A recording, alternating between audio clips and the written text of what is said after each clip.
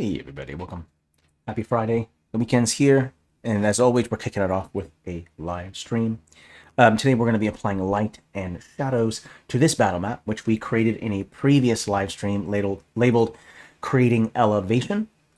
I did add some things off screen here, such as this kind of little building right here. I wanted to add an interior so that I could show you the techniques that I use for both exteriors and interiors when it comes to light and shadow. So I'm excited about that. This is gonna be a beginner course. We're not gonna be doing advanced techniques, just to let you know. We'll do that a masterclass for that. And do know that also when 2.0 is released, we will be doing redoing this because there are a whole bunch of new techniques that are going to be coming up with 2.0 with the new layering system. So expect that as well. So beginner stream, not advanced. We'll do advanced with a masterclass, and again, we'll redo the stream when 2.0 gets released. So today we're going to be covering things such as ambient occlusion, how to paint light and shadow with the top layer, cast shadows, multiple light sources, overlapping shadows, and highlights. So we'll be covering all of those in today's stream.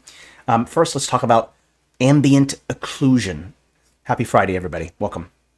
So ambient occlusion, it's basically ambient occlusion is like a drop shadow. It's the shadow that is created when it comes into contact with the ground and the object.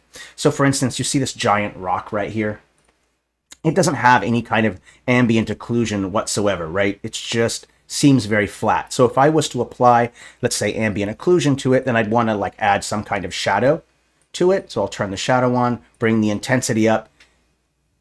Hey, first time chatter, by the way, Bane Dethel. Glad that you're here. So ambient occlusion is the very basic drop shadow. It's the shadow that is between the ground and the object itself. And I generally will add ambient occlusion or a drop shadow to every stamp on the map, even if there's a cast shadow. And the reason why is because you can see the difference between a stamp that has ambient occlusion or a drop shadow compared to a stamp that doesn't, right? You notice that this stamp pops out more. It has a sense of depth to it. And so it's using contrast to create this sense of depth. And so ambient occlusion is very helpful if you want your stamps to not seem like they're really flat. Again, this small rock, no ambient occlusion, it seems flat. This one has that shadow on it. So again, I'll usually add it to every single stamp, even if there is a drop shadow. So ambient occlusion, super important. I recommend that you use it. The next is using the top layer to do your shadows. And I'll start with interior instead of the exterior because it's just a smaller space. And this is one that I get asked often on our Discord server. So normally when I'm doing shadows in an interior, what I'll do is I'll paint the entire interior a dark color. So I'll go over to brush like this. You can even use this shape right here like this. I'll switch over to color. I'll switch to top layer. I'm going to bring the opacity down to about, let's say 40% for now. We can always change it. And then what I'll also do is I'm going to go over to my layers up here in the right panel here. It says top. Make sure the top layer is set to the overlay blend mode. That's going to be important. And then I'll just go ahead and take this piece right here like this, and I'll rotate it.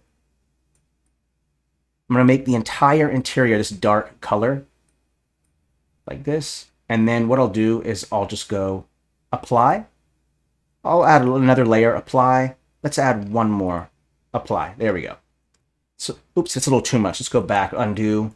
Let's do that. That should be good like that, okay? Now that I've applied that, what I'll go ahead and do now is go back to the brush. I'll choose a circle brush, and I'll bring the opacity about 36%, about 30% or so. And then what I'll do is I'll go to erase, and then I'll start erasing where there's already a light source. So for instance, if you notice inside of the house that I have a fireplace, that's one light source. I also have this candle right here. That's a light source. Depending on the time of day, this window right here might have light source, depending on how bright the moon is, if there's a cloud cover, whatnot, if it's the middle of the day or whether it's early morning or at night, anything like that. So you have to kind of factor those in. But you should first identify your light sources. Once you've done that, then you'll go ahead and start painting or erasing top layer, this top right here. There's an erase button, and then I'll go ahead and just bring the size to where I want it, and then I'll just start erasing areas where the light source is, and you kind of notice it's starting to go. Let's actually bring the opacity up a little bit more. There we go. And I'll just start erasing the areas where I want a little bit of light to be. Right here, let's add another one right here. There we go. That looks good. That looks good. Little light source there. I'm also put one by the window where that light is. That's your first start, right? So there's your basics when it comes to just painting an interior. Paint the entire thing as dark as you want, and then start erasing with a lower opacity where you want the light to be. So that's that first part. Now, the other thing that we want to do is we can also do highlights with this technique using the top layer. We go back to the brush tool, top layer, we're going to pick a color, and you should first look at what color the light source is, which is this yellowish color. That makes sense. So then we'll go back into the catalog here. We'll pick a color. We'll go with yellow. Let's go with this more orangish color here. About there is fine. And then you're going to bring the opacity way down. Okay, I'd say somewhere around 25% should be fine. And what we're going to do is we're going to paint our highlights. And it's not too hard to figure out where highlights are going to go. It's just whichever direction the light source is hitting the object, that's where you're going to add your highlights. So I'll just take this yellowish color right here and just start applying it along here. I'll add it here, along here. Right about there looks good. You can even add some light highlights along the table here because there's the light source is hitting that. We can add light source all along the face of this chair. Kind of makes sense. These corners here all along here as well. So we're adding our highlights.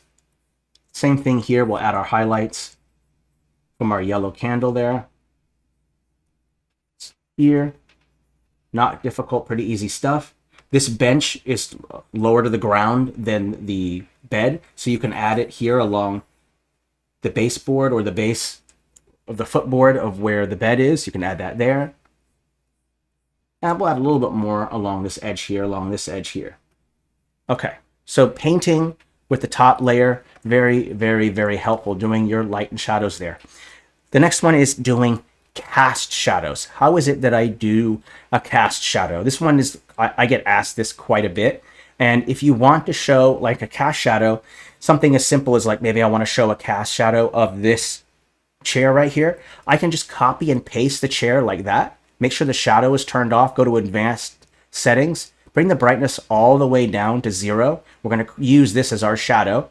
And then I'm going to bring the opacity down as well. Now, the general rule about how hard a shadow's edge is how close the light source is. So the closer the light source is, the harder the edges of the shadows are. The further away the light source is, the more blurred edges the shadow has, right? So that's really easy to remember. A simple rule: close, hard shadows; further away, lighter shadows, okay?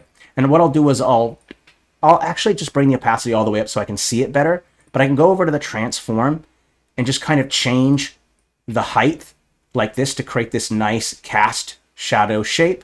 Then I'll bring that opacity down to where I want it.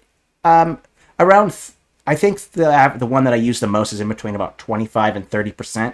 But if, like I said, the shadow will be harder or thicker the closer you are. So let's make it somewhere around 50%. And I'm going to have to bring it down a layer like this. Oopsie, I accidentally selected that. I'll go ahead and select that and lock it. So select it right here. And then I'll bring a cast shadow just right there like that. Now, if the direction in which the cast shadow happens is not too difficult. It's just wherever the light source is. If you don't have a very good eye, I usually just use the pen to do this. For instance, I'll say that the light is like this, so I'll create these rays of light. This is like a little guide that kind of helps me. Now, I've been doing this for a little while, so sometimes I just don't use a light source or use lines, but if you're a beginner, definitely use lines to kind of help you out, and then you just align up the shadow with the line work that you've set up right here. So this thing right here, it's in between this straight line right here and this more diagonal one, so I'll kind of fit it to where it kind of matches in between, and then you create this nice cast shadow right there. Very, very helpful to do. Now, of course, you can also, to do a cast shadow, you can also just use an object shadow itself, which is very, very helpful. Like, I can just select this sink thing right here, and then I can just go over to shadow, go to custom object shadow, and I've already set up the shadow to do that. Let me go back to 0, 0 so you can kind of see it. We'll go back to all of the default settings so you can kind of see it. But what I'll do is I'll bring the shadow blur up. This is further away from the light source, so you can probably make it a little bit more blurry. We'll bring the intensity up, and we're going to move the horizontal and vertical offsets. And we're going to go ahead and look at where the light source is, and then I'll go ahead and make sure that that shadow that I'm using there is going to be directed away from the light source. So I can also do that as well. Okay, now the one thing you'll notice about using an object shadow, though, is that you won't have any ambient occlusion underneath of it. Now, if you want to have both the ambient occlusion and that shadow, that cast shadow there using the object shadows, I would just create 2 of them like this. So I'd have a second one. And just like I did before, I'll bring the brightness all the way down. And then this time I'll bring the blur up like this. So make sure you really get that blur up there, and then just place it right underneath of it, just like that. And we'll make it a little bit bigger. Let's bring it up a little bit bigger. There we go. That way I can really get the shadow there. And then just select both of them like this, create group. We'll put it up a layer. And now you get both the ambient occlusion plus the shadow, the cast shadow, using the object shadow. Now just know that is kind of time consuming, but sometimes I don't always do that. One of the tricks that I kind of noticed that when I'm doing light and shadow work is focus less on being realistic and focus more on being believable or convincing, because you can really get caught into these kind of death spirals of, oh, is this realistic? Is this not realistic? Believe me, you can totally get away with simply just making it believable, okay? I mean, and that's a big part of art, right? Art isn't to completely replicate reality. It's to recreate it in a way that's your own style, that's unique. Otherwise, you would just take a photo, right? So it's important to kind of just don't beat yourself up if it's perfect. If it's not perfect, because it generally won't be unless you're using like a 3D program.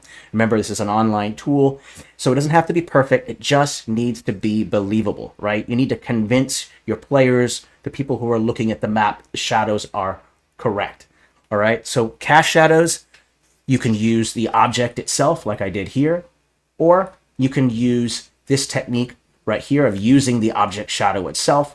Just know, again, if you want to use ambient occlusion, you're going to have to add a little shadow underneath of it. And there's multiple ways you could do it. The simplest way to make sure that the object shadow or the ambient occlusion is matching to the stamp itself is just to use another copy and paste that same stamp, black, and then blur it, okay? So super important when you're kind of doing that. And then as I'm looking at each one of these objects here, what I'll do is I'll select every single one of these objects in here. And then I'll go ahead and go to object shadow. So custom object shadow. Each one has a shadow. And then what I'll do is I will direct the shadow itself away from the light source. So if I go back into shadow here, I go to custom object. Notice that I have the shadow there. And then I'll direct the shadow using the vertical and horizontal offsets. Okay, just to make it match. So that's pretty simple stuff. Very, very simple techniques, not complex. I'll go ahead and quickly save it at 90 changes, and then we'll move on to the next one, which is multiple light sources. I'll show you how I kind of approach that. This next room over here has 2 light sources. It has a window as well as a candle on that stool in the corner there. And so sometimes people get kind of confused on how exactly do you deal with multiple light sources, and it's really not complex. It's pretty easy stuff. One, you have to factor in which one of the light sources is stronger, or is it the same amount of light coming from them, whatever, right? So the shadow is going to be the most predominant. It's going to be the one that's going to have the strongest light source, right? And that kind of makes sense. Now, considering the light source of a window is outside, if it's daytime, that's going to be the most amount of light you're going to get, right? A candle might have less light than maybe the sunlight coming from the window. And so when I make these choices, that kind of helps me to figure out how I want each shadow to be. So we have to determine, is it nighttime? Is it daytime? If it's nighttime, then there won't be as much shadow coming from the window. So let's just say that it is nighttime, and then we'll have the candle be the main light source while just a little bit of light is kind of coming in. So first what I'll do is I'll create all the shadows that are affected by the candle itself. So I'll select all of these objects right here. every single one of them in here, and then I'll go over to shadow, custom object shadow, and I'll make sure that each one has a shadow. I'll set it to 0 so you can kind of see it. And then what I'll do is now that each one has that shadow, I can now individually select each one and begin doing the offset, right? So I'll have this shadow going this way. This is going to be factored in for the candlelight. We'll go over back into here. Go this way, up this way a little bit. Let's bring it in a little bit more this way, and then bring the intensity up just a little bit. There we go. This one right here, we'll have the shadow going away from it. Let me step back so I can see the light source as well. The light source is right there. Ooh, perfect. Again, you can always use lines if you find it difficult to do what you're doing, right? So you can go like this and just kind of create these lines for a guide. Very, very helpful when you're a beginner. Okay. So now it's a little bit easier to figure out which way the shadow's going. And I'll just go ahead and change it so the shadow's kind of going away from it there. There we go. Okay. You know what? This is not a very dramatic example of a light source. I might take a candle and then move another candle over to maybe over here somewhere. And that way we can really get some competing light sources. I want to make sure that that's clear. Okay. Okay, here we go. All right. And since I added that light source right there, I need to go over to my top layer and then go over to erase, right? Just like I did before. I'll bring the opacity about 25%. Just go in right here, just start erasing this spot right here. I want to make sure that I get that shadow there. There we go. Okay, great. Let's go do this one as well. Let's see your shadow, custom object shadow. There we go. A little bit of ambient occlusion there. Let's bring the shadow down a little bit. Bring the intensity up. There we go. You see what shadows do? It really makes it pop up. So now you can also paint in shadows. Like when I'm erasing certain areas, sometimes I want to show more shadow. Like sometimes just filling it in with black color and then erasing it isn't enough. I want it to be more dramatic. I'll go back over to the top layer. I'll go back to black, go to about 30%, and then I can go in and start showing the multiple shadows. Hey, first time chatter, Gumbo Man Pat. Glad that you're here, by the way. Okay, let's go ahead and bring the shadow down. About 30% or so works really well. And we'll go ahead and create some shadows here. For instance, this light source right here, that candle, I want to create a little bit of a shadow right here. Let's actually bring the opacity up a little bit more. Oopsie, that's the size, my mistake. Up more, there we go. About that looks good, there we go. And we'll create a nice little shadow along here, and then maybe underneath as well. And then I want to show a little bit of shadow behind this dresser as well. Right there looks good, and then we'll put a hard shadow here. Let's go ahead and add a shadow along this edge here. There we go, looks good. A little bit of shadow there, and then we'll put a little bit along this stool as well. Now, what happens if I want to have light glowing from one room going into another room? This is another one. This is another question that I get from a lot of people. Like, how is it that I show light going into a room and then showing this cast the shadow of the door?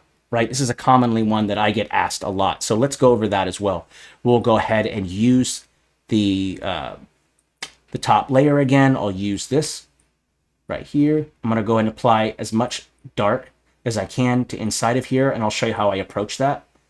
Because there's so many different ways to approach lighting and stuff, so I want to kind of cover as much as I can here. Let's go ahead and go to top layer, fill. Let's go ahead and apply. There we go. Let's do one more. There we go. Perfect. Okay. And then let's go ahead and remove these light sources here. Okay. So just like before, right? So let's say there's a light source coming in here. We'll go over to erase here. Let's go to about 34% here, and I'll just start erasing over here, right? What happens if I want to show light coming in to here? And what I'll end up doing here is we'll do that line technique again, because this is going to be helpful when you're putting it together. But let's say the light's about here. The light's going to cast a shadow that kind of goes just like this. So we'll say the light goes about there. It casts a shadow right about there. right about there looks good to me. Okay, in fact, this could probably go more like this, just to kind of open it up to give it more light. And then this one can go right about, let's say right about here. Okay, and then from here, I'll go in and I'll just use the lines as my guide, right? I'll start erasing. Oopsie, my mistake, using the wrong tool there. Bring the brush size down, there we go. And I'll just start erasing this section just like this. That light in there, let's go ahead and add a little bit more light in here as well. There we go. Okay, looks good. And then when I go, let's add a little bit of edge here like this. There we go. And then if I remove those lines right there, you'll see the light coming in from that door, right? So just kind of following that technique, you use the lines to kind of help you to create the guides of where the wall shadow will be cast, and that's kind of helpful. So kind of a super easy technique that I use, and it's not complex. You can also use a shape to do this. So let me show you how I do that. Let me quickly go back. I'm going to go with the top layer erase. I'm going to clear everything. Okay, clear it all like that. The other technique that you can use is you can use a shape to do this. So if I go over to this shape right here, a black fill is what you're looking for. And I'm going to go preview so that way I don't accidentally select it. And we'll go ahead, just like we did with that brush tool, I'm going to line it up like this. Just want to show you all the techniques that I kind of use here. Like this, and then just simply apply. Let me make sure that merge shape is off. Let's put this up the right layer. We're going to go to add. Let's go all the way up to the top here. This needs to go down one layer. Oopsie. Did I get the right one? There we go. Bring it down a layer. Oh, I know what's going on here. Right here. It's got a fill. And what I need to do is change the offset layer. There we go. There we go. Perfect. Okay. Okay. Now with this, I got the right color. With this, you can use the pen like this. I'm going to just zoom in. And let's make sure that I get the shadow right. And you can just go like this. Just follow along the walls here like this. Press plus like that. And then you can simply just bring the opacity down like that. Pretty easy stuff. If you want to have a little bit of a blur there, just add a blur and it will blur.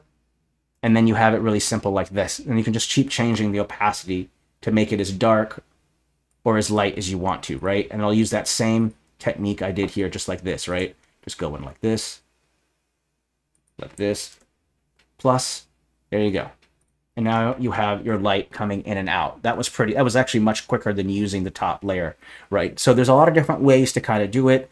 You just got to figure out the technique that works best for you. Pretty easy stuff. Okay. Yes, you can absolutely use, I got a good question in here about lighting coming from under the door. Yes. Okay, so I'll get to each question here. Pedro mentioned, how do I do a light underneath a door? This one's pretty easy. I just use a light source for this. This light source right here. There's this circular half circle like light source right here. And what I do is I just kind of place it to where it's below a layer. I don't want it to be above. So notice here that when I put this light here, it goes underneath. So this is what I'll do is I'll do this. I'll put the light stamp just right along there. And then you have this very hint of light. Now, if it's daytime, it'll probably be this yellowish, orangish light. But if it's nighttime, like moonlight, then just bring the saturation down. And then you'll have this more whitish kind of color that you kind of get from the moon, which is actually the sun, but it's reflecting off of the moon. And it kind of has that more whitish color. So if you wanted to show moonlight coming in, then you would do it that way. Another technique I want to mention, this is kind of helpful, is that you want to show light going inside from a window. It's a similar technique, right? Is I'll put this window right here, and then I'll place it. Let me go ahead and move this shadow out of the way. But this right here works really, really well. I'll bring this up a layer like this, and then just line up the light shadow to make it look like it's going, the light from the outside is coming into the inside and casting this shadow here. But if you wanted to have, if it was in the nighttime and there was clouds and it was a really dark sky and you wanted light to be showing up from the outside like this. So I can go like that. And the light looks like it's being cast from the outside. And remember, just desaturate it if you want it to be moonlight. If it's going to be candlelight or sunlight, it'll probably be more of a yellowish color. Okay? So very, very helpful when kind of factoring that in. I'll go ahead and put this shadow back. All right, let's go ahead and talk about doing exteriors. I think I've done... Oh, wait, there is one other question. Oh, yes. Oh, hey, a rating party. Thank you, Viking James TV. Awesome. Thank you so much. We appreciate you. Hide your meat and your wenches as the bar has run dry. Thank you, first time chatter, Viking James. We appreciate you here at Inkarnate. Awesome. So much. Shout out to you, my friend. All right. So there is one other question actually someone asked, by the way. Hey, another first time chatter. Awesome. That guy media. Thank you so much. We appreciate you. The best mead. All right. So let's go to that other question. Someone asked something about any tips on using paths. I find them especially useful when you're working on small scale. Yes. Okay. So remember when we did highlights using a the top layer? You can also do shadows with you can do highlights and shadows with a line shape as well. So if I go pick a line, I'm going to choose black like this, and what I'll do is I'll just apply the color there just so I can kind of see what it looks like. And I'm going to go ahead and make sure I change the opacity of what I want. I'll make sure to change the size. Let's maybe bring the blur up a little bit more. There we go. A little more blur there. Okay, so you can use this for a shadow. And let's also make one more, and we'll make that the highlight. And that way I can kind of save it. So I'll put that one there. And then I'll change this to the color yellow. This will act as a highlight. Thank you again, first time chatters, for that raid. We appreciate you. So we'll go ahead and change this to that yellowish color. And then what I'll do is I'll actually change the highlight to overlay. This is a very common one with things like Photoshop. People will use the overlay blend mode when painting in their highlights. I'm not going to use the overlay blend mode for shadows, though you totally could. That's up to you. I'll just use the normal blend mode for that. Okay, so now we have these two here. Thank you, Faye Moira. We don't mind you lurking. First time chatter. Okay. So now that I've set these two right here, what I'll do is I'll go ahead and just favorite the highlight. So that way, if I accidentally go through multiple recently used lines, it will be favorited there for me. So if I just switch over to favorites, you'll see that it's right there for me to use. So very, very helpful. So when you're wanting to do shadows, with the like smaller shadows and you don't want to use a paintbrush, you can totally just use the line tool, which I've done before in the past. And I'll kind of just apply that to kind of show you what I'm talking about here. So what I'll do is I'll remove this cast shadow. I'll just move it over to here and I'll show you what you can do with this. You can take this line tool. Let's bring the stroke size up a little bit. And then you can take with the free hand here, and then I can just use this to kind of create shadows here. So you can totally use shadows there. Let me bring it down a layer so it's below like this. There we go. And let's bring the stroke size down a little bit. There we go. So you can also do shadows with the line tool if you find that that's easier for you to do, right? And what I do is I'll just make sure that it's below the object that you're trying to put a shadow on, and then that way it won't put the shadow on top of it. You can also add further shadows onto it. Like let's say that I want to show more shadows from the handles right here, or shadows from that back right there. So I can go ahead and bring it up a layer like this, and then just apply that shadow. Oopsie, it's a little too big. Let's go bring the stroke size down a little bit. There we go. Let's try 80. There we go. I can add like a shadow right here. Let me go up another layer. There we go. And then add another one right here, just to make this kind of pop out more. Just add that shadow there. You can do that. You can obviously go over my favorites and then also do highlights. So if I want, I can just do this little highlight here. Just make sure that we kind of bring the blur down. We'll adjust a little bit of the size. There we go. And then I can apply this kind of yellowish color right here. Make sure that it's on the right layer. There we go. There we go. So you can do your highlights with the line tool as well as the top layer, or using the shape tool. So there's a lot of different ways that you can do it. And that's the beauty of Inkarnate is that, you can do the one that suits best for you, right? Maybe using the top layer isn't conducive to you because you use filters, right? And filters kind of struggle with the top layer unless you use a blend mode like overlay. That makes it easier for filters to work with the top layer. Perhaps you prefer to use the shape tool. That's fine too. The shape tool is incredibly useful. You saw how quickly we were able to add shadows to this room up here by just using the pen with the shape tool, right? So super easy techniques. Let's go ahead and do the outside. We're at 3:30 here, perfect 30 minutes in. Let's quickly save, and then we'll talk about how I approach doing shadows on an exterior, because it's a little bit different, right? When you're inside of a building, the light is kind of contained, right? Between a candle light or light filtering in from the outside, things like that. And so the exterior is kind of a different beast, though a lot of the concepts remain the same. And the way that I kind of handle this is, first, I need to decide what time of day it is, right? The time of day is super important. And the easiest time of day that you do for just about any battle map is noon, right?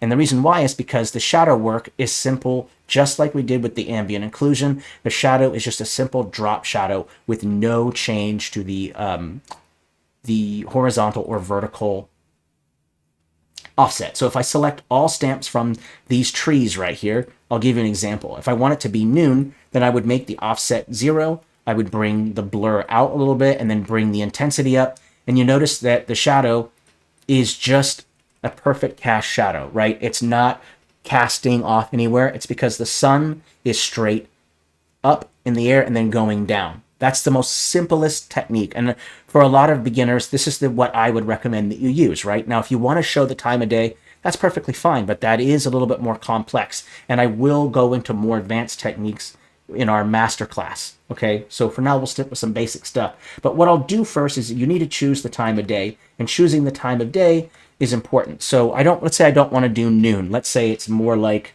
6 o'clock in the evening, right? And once you've chosen that, I got to choose which way is north, which one is east and west, and maybe the sun rises and sets in a different way. Maybe there's multiple suns on your world. See, it's all kind of complex, right? So let's just assume that there's only one sun on the world that we're creating, and we'll say it's somewhere around 6 p.m. And what's really cool is that you can kind of decide whatever direction you want the sun to be coming from.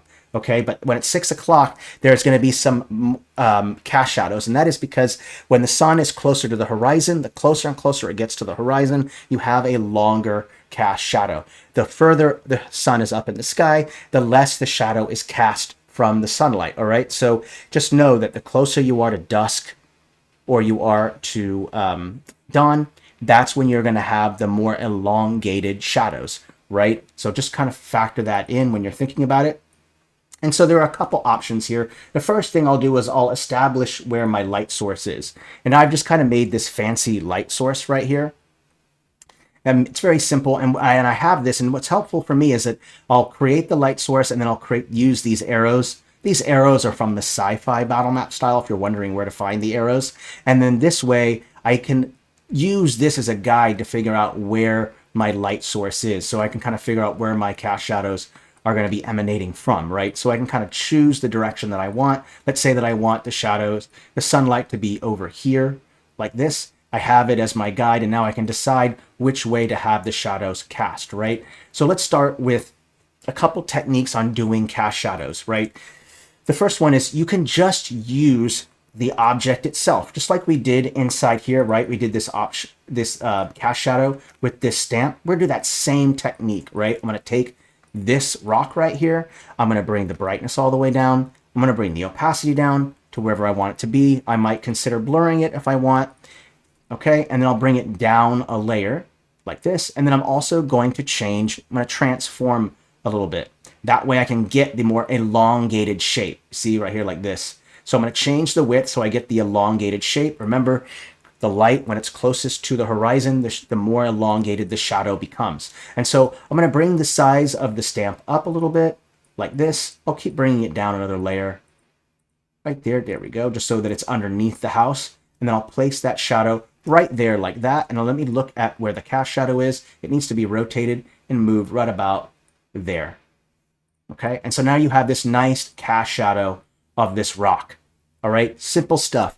Copy and paste it, drop the brightness to 0, so it's pure black, drop the opacity, and then change the transform to make sure that the shadow is elongated. That's super important. What about using the object shadows for elongated shadows? Then I would just select all these trees right here, select from set, and then I'll go ahead and move the offset like this, in that direction. Okay, so I can move the shadow. I want to show an elongated shadow, so it would look something kind of right about like that. So I have these nice cast shadows. Let's bring the intensity down, and then let's maybe bring the blur down a little bit. There we go. And we'll bring the intensity down so it's not too much. But let's keep bringing the shadow down a little bit more. There we go. Now you will notice something, which is important to notice, is that the shadows are overlapping when you use multiple shadows. Now, from what I understand, and maybe I'm wrong about this, maybe someone knows more about light and shadow than I do, but from what I understand, when shadows do overlap, they do actually change in thickness. Now, in art, that can look kind of odd, right? How is it that I portray that? There's all these different things that are involved with it. And so this is like a artistic choice that you have to make, right? Do you mind if there's overlapping shadows? Does it look aesthetically pleasing to you? If not, then don't use that technique, right? Instead, just use a shape instead, or use the line tool, or use the top layer. This is a decision that you have to make as the map maker. And for me, sometimes I think overlapping shadows look good, and sometimes they look really weird. It really just depends what it is. And I'm sure there are some examples that people have in here where they've seen shadows overlapping and it looks weird, particularly like in the fantasy regional style. When the shadows overlap, it looks super bizarre, but it might not look quite as odd when you're doing it with the fantasy battle map style. So those are kind of decisions that you have to make. Now, there is another technique that I want to share with you that I've done for elongated shadows. I'm going to go ahead and undo this, is that you can use stamps from other styles to create elongated shadows. This is a technique that I've done for a long time. If you go into Fantasy Regional and I type in a tree like this, and there should be some pine trees in here. Oopsie, it doesn't look like it wants to search. There we go. There should be a pine tree right there. Notice that there's a pine tree right here, and I want to show an elongated shadow, right?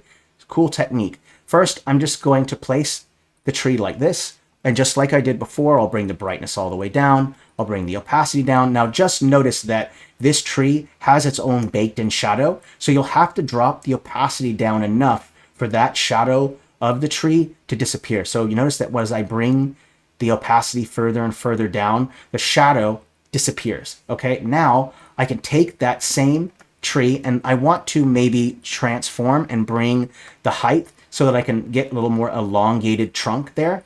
And then I can go ahead and just place this down a layer like this. And then you have an elongated shadow just like that, okay? Maybe you don't like the height of it. You can just change it like this. And then from here, you can change it up. Let me go ahead and make sure that I have my light source correct too. Let me go ahead and line these up. Make sure it's lined up. There we go. Okay, so now I can take all of these trees like this and then just apply these shadows like that. And now I have my shadows kind of emanating from here like that. Okay, so kind of a nice technique. And you can do that with deciduous trees as well, right? If you have a deciduous tree, you can do the same technique. Just grab a deciduous tree. Let's see, I think, where is the right one? You could use one of these. This is fine. Same technique, right? You had a deciduous tree. You just bring the brightness all the way down. And then you take that tree right here, and wherever there's that tree, you could just place it just like that. Just remember, there is that object shadow. See how that shadow is baked in? You might have to bring the opacity down to make sure that that shadow doesn't pop out there. So kind of some helpful techniques when doing cast shadows. Very, very, very helpful. And then you can elongate that as much as you want. I would say that you probably wouldn't be able to see the trunk of the tree if it was around 6 p.m. but once as the shadow. But if it's somewhere around dusk where the light is just touching the tip of the horizon, then you're going to really see a super elongated shadow. You'll most likely see the trunk of the tree itself. Okay, so just remember, you can always use object shadows like that. It's very, very helpful doing that. So I find that to be helpful. So you can transform it to way to do it. And so we should do that same technique. I'm going to take these two right here. I'll apply these. We'll go to no shadow. I'm just going to change it to normal. We'll bring the brightness all the way down. We'll change the opacity, and I will change the transform. Bring the width like that. Let's bring the opacity down a little bit, and then we'll blur. There we go. And then I'll just apply that shadow just like this. Make sure that shadow is nice and elongated. Let's go ahead and rotate it. Let's go like this instead. There we go. There we go. Elongated shadow there. Same thing here. I'll take this, elongate the shadow. There you go. So doing the shadow work, not complex for the exterior. Excuse me. You simply just want to make sure that you establish where the light source is. You establish the time of day. And then you use a light source with arrows or lines emanating, and that way you have guides, because it happens very often to where you might get confused. If you have a lot of experience, you probably don't need the guide itself. You probably can just do it with your own brain power. But if you ever get confused, just create a guide, use guidelines. All of that stuff is going to be very, very helpful. Okay, I'm going to quickly save these changes, and then I'll go ahead and talk about the last bit of stuff that I want to cover here, and that is we'll do some highlights on the exteriors as well. And you know what? We won't use the top layer. We'll use the line tool for that, because I like that technique. The line tool here. But just remember, you have to bring the opacity down quite a bit. About 27 should be fine. Let me make sure that the brush stroke size is really, really small. Let me just see what it looks like, just to make sure that I have it right. Let's bring the size up a little bit more. Bring the opacity up a little bit more. There we go. I can really, really see it there. Great. Okay. And then I'll go ahead and use the free draw, and then I'll just apply the light to the edge here. So remember, the side where the light is where the highlights are going to be, right? And then I'll also create the shadow part. So then I'll go back over to here into recently used, use the black here, and then I'll just apply that black into certain areas. So where I want to show maybe some foliage on the top, let's bring the size up a little bit more. There we go. And I'll just add some shadows from the foliage to really get that to pop out more. So right here, add some darker shadows here to kind of create the illusion that one side of the tree is in the light and the other side of the tree is in the dark. There we go. So you can really get your shadows and your lighting in there, right? So very, very helpful. We'll go ahead and add some highlights on this side of this tree here, all along here. Very helpful kind of techniques when you're wanting to create light and shadow, right? We can go into more advanced stuff in another one, but I think I have explained most of the techniques, the basic techniques that I use when doing light and shadow. You'll find that it's not complex. It's pretty easy stuff. But I will say that it is challenging, and I just want to mention this, just a reminder, don't worry about realistic, focus on making it believable, right? Realism is something that I kind of associate more with a photograph. It makes it a little bit easier to do it that right. And so, oh yeah, great. Bane, Deathall, by the way, great. Awesome. I like the information you're getting in there. Cool. All right. Oh, yes. And this video will be added to YouTube. Bitter Dan nailed it. Okay. So we'll add that to YouTube. So I think I've given all the basic techniques. If anyone else has questions that they missed, just ping me in Discord, and I'll answer your question there, because we're running short on time. And we'll go ahead and maybe do even a Q&A maybe in the future if people have questions about light and shadow. There's still so much to cover. I mean, there's so much physics and so much things involved with light, and I try not to go into the science part of it. I try to break it down into the most simplest concepts as possible. The more that you complicate it, the more you're going to go down into rabbit holes. So focus on making it believable instead of realistic, because realism is something that I feel like, even I've been doing this for a little while and I struggle with making it very, very realistic. In fact, I'm still struggling with light and shadow myself. I'm going to have a vulnerable moment with y'all there. I struggle a lot with light and shadow as well. I had to do a lot of research and just keep practicing to kind of get better at it. And you'll have to do the same as well. Just focus on making it believable, okay? And that way you won't go down the rabbit holes and all the second guessing that happens with a lot of artists. Happens to me, happens to a lot of people. So just do this basic stuff and it will kind of help you out. All right, everybody, you guys are awesome. Thank you so much. I hope you have some fun plans for the weekend. I know there's a heat wave coming up, so please stay cool out there. You got your AC units, stay hydrated. We have another stream coming up on Wednesday, a masterclass. I don't remember which one that is. I think it's a parchment. Well, no, I don't think it's parchment. Sorry, that's next Friday. But there's a masterclass coming up soon on Wednesday. I look forward to doing that with you all. If you have any questions about the light source stuff, just reach out to me on Discord, okay? Please stay safe and healthy, and merry map making. Take it easy, everybody. Bye.